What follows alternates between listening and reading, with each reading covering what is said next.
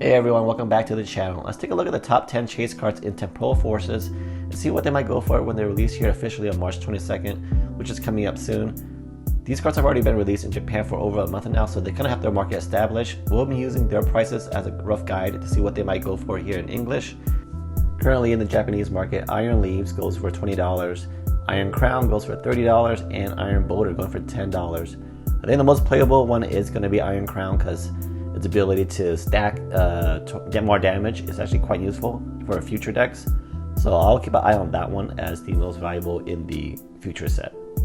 At the same time, I can also see Iron Leaves being useful for Charizard and Salamence or Roaring Moon decks, so keep an eye on that one as well. If you have it, maybe you want to sell it if the market's really high for it and just get it back.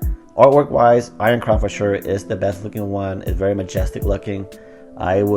That would probably be my favorite out of the three right now. Next up, we have the Legendary Beast, but in ancient forms. Raging Bolt going for $40, Walking Wake going for $35, and Gouging Fire going for $27. Now, when it comes to which one's my favorite and wanting to collect them, it's going to be Raging Bolt number one, Walking Wake, then Gouging Fire. So I think the price does reflect that very well.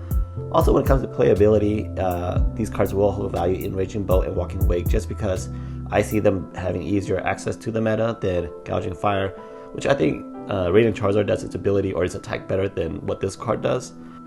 Next up, we got three most expensive trainer cards in the Japanese set.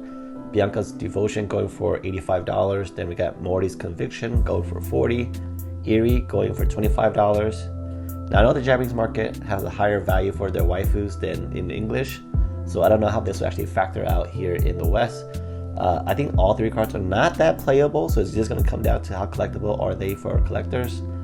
I know the Gengar being in the trainer card for Morty's Conviction is going to up the value, so it might have a chance in my eyes being a sleeper card for being one of the more valuable cards in the set. The other two, I don't know what they're going to go for here. Maybe they're not as playable as Iono, so I don't see it being more valuable than Iono. Even maybe around Miriam price or less. That's just my guess. The last card I'm going to talk about is the Full Art Gengar. It's heavily featured in this deck, in this set, is Gengar. So keep an eye on this Full Art. Right now it's going for $10 in Japanese. I think it might have a chance to be like $15, $20 in the English set just because I see Full Art Blastoise, Charizard, and Venusaur going for very much more than usual for Full Arts, and Gengar is just as popular as those Pokemon are, so keep an eye on this one. Might fall in price in the future, but if it's worth a lot now, I will flip it and come back to it. Alright guys, good luck with your pulls when the set comes out.